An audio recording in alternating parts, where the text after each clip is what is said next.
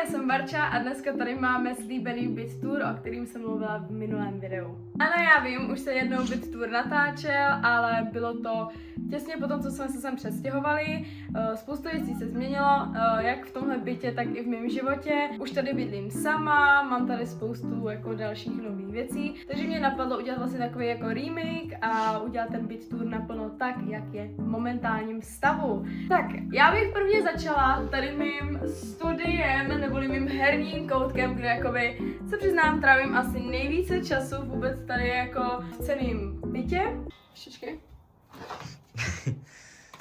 Měla jsem to udělat kompletní, tak mám tady můj setup, vlastně skládá se ze 2 monitorů, jo, doufám brzo, že už budu moci dotit i ten druhý, aby byl bílej, ale ještě jsem se k tomu nějak stále nedostala. Mikrofon, mám nějaký Sennheiser mikrofon, Focusrite, růžový kočičí sluchátka, za mě musí být, miluju to. Nějaká klávesnice, hezky zní. Co mám v počítači, mám teďka, nejsem schopná říct, ale teďka se tady objeví informace o tom, co mám v počítači. Pak tady mám i NanoLeafy, který jsem vlastně jako dlouhou dobu si přála. A vlastně já je mám tady v této fialové barvě, protože mi přijde, že je ze všech barev asi jako za mě nejlepší. Schválně vy, co máte NanoLeafy, můžete říct, jakou barvu máte nejradši vy. Potom se přesuneme do kuchyně, kterou já musím říct, že miluju. Líbí se mi, že tato kuchyně je prostorná, je ve světlých barvách, já se přiznám, že celkově jako preferuju světlejší byty. Co se týče novinek, tak mám tady ten hezký kávovar na kávičku, já miluju kafe, dávám si kafe každý den. A teďka nově, úplně snad jako týden nebo 2, mám tady tuhle horkovzdušnou fritézu, mám takhle 2 přihrádky, je to skvělý, vždycky v tom dělám maso a brambory nebo něco takového. A jinak se tady asi nic nezměnilo, ale pro ty, kteří jste to neviděli, tak takhle ještě mám hezky kuchyňku, můžete se pokochat. Přesuneme se rovnou do obýváku. Tohle je vlastně celá jedna velká místnost. Mám vlastně bakákáčko a je tady ten kožený gauč. Jo, je sice trošku popraskaný, ale mně se líbí. Vyzdovala jsem si to takhle hezky těma polštářema. Normálně tady ještě mám i takový přehoz, když se půjdeš, kameramane. Tak tady mám normálně takovejhle ještě přehoz, ale ten jsem teďka prala a nechávám ho sušit, takže ještě ho tady nemám. Pak, co tu mám nově a jsem za to mega ráda, je tato kytička, kterou jsem dostala. Ne, není to od žádného muže, dostala jsem to ke svým 20. narozeninám od svý mamky. Děkuji, mami. A je to kytička vlastně takhle z umělých růží. Přijde mi to super, protože vlastně ta kytička vám jako nikdy neumře. Takže pokud mám nějaký kluky, kteří přemýšlejí nad dárkem pro svou holku, mám pro vás tip. Mám tady super věc a to je ta podsvícená televize. Já jsem už o tom mluvila v minulém Byt Touru. Já jsem vždycky chtěla mít podsvícenou televizi, jakože přiznám se, že to byl docela takový můj i sen, bych řekla. Za mě to krásně funguje. Nejlíp to funguje samozřejmě v noci. Já vám sem dám střih, jak vypadá vlastně ta telka v noci. Já si myslím, že je to úplně paráda. Jdeme dál.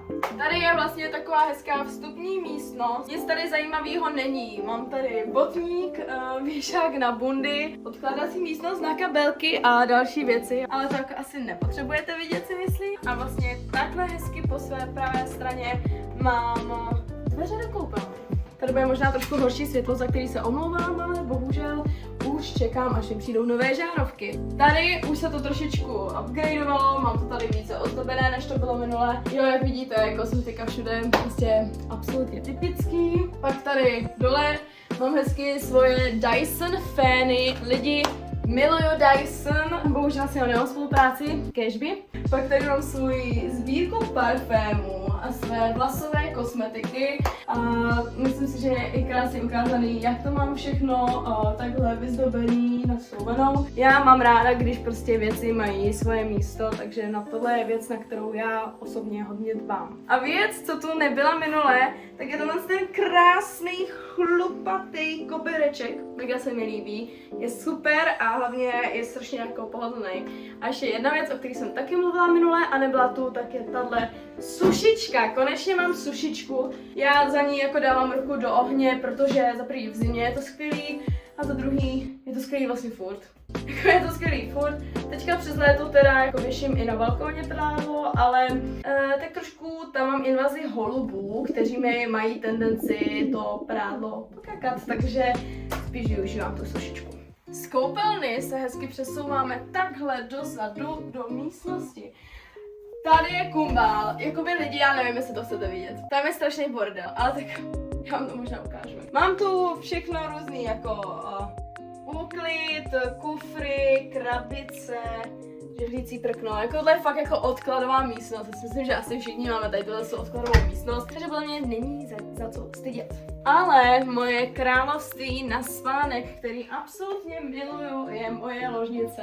Teďka je super, že je léto a já jsem si koupila takový chladící přikrývky, protože bohužel tady nemám klimatizaci. Už se těším, až přijde. Konečně jsem po 2 týdnech sehnala klimatizaci. Jakože byly všude vyprodaný. Naštěstí už mi sem jeden, ale mezi tím jsem si koupila tady tu chladící přikrývku. Je mega pěkná, jako ten materiál je super a ještě jsem to takhle vyzdobila polštářema, protože já celkově miluju, když jako ta postel je hezky upravená. Já se přiznám, mám na to možná trošku úchylku, aby to bylo fakt jako všechno úplně dorovna, ale já si jako myslím, že to je pozitivní, jo. A navíc, koukněte, co tady mám, to je zase super dárek, co jsem dostala. Ukážu vám, co to dělá. Můžete vidět, že ta kráva úplně takhle krásně běhá a já to zbožňuju, celkově miluju krávy. A jak jsem mluvila o té ambilightce, tak mám tady opět další ambilightku. Tohle je ta stejná televize, akorát je v černý. A říkáte si, proč ji sakra mám tady? To z toho důvodu, že jakoby nemám ji kam přidělat. Tady mám vlastně skříň, která je takhle zrcadlová, takže tam to nejde a za mě je prostě asi nejlepší způsob prostě vždycky takhle vzít a vysunout si tu telku, jakože mě to nevadí, mě to vlastně takhle docela vyhovuje, myslím si, že to bylo nejlepší řešení na to, abych měla vlastně v obou místnostech tu televizi. A máme tady poslední část, ale musíme se přesunout, protože tady tuhle část balkónu vám jako ukazovat nechci, protože tam je ta invaze těch holubů, tak vám ukážu radši tu jakoby víc čistou a hlavně i víc zajímavou část. Tohle je můj balkón, je úplně obrovitánský, vlastně propojuje to vlastně obývák s ložnicí, s tím, že já vám jako tu druhou stranu fakt ukazovat nechci, protože jsou tam všude holubí výkaly a myslím, že to nepotřebujete vidět. Mám tady takhle hezký posazeníčko, tady ten jako gaučíček takový a potom takhle vlastně stoleček s 2 krysílkama a mám tady bazén, který si napouštím, když je teplo, teďka je zrovna vypuštěný, ale napouštím si ho, když je teplo, protože jo, je to super, můžu se schladit a zároveň je to podle mě prakticky na tom balkóně. Nic lidi, to bude pro dnešní video všechno, já doufám, že jste si dnešní video užili, budu ráda za like, za odběr a nezapomeňte na zvoneček a vidíme se u dalšího videa. Čau!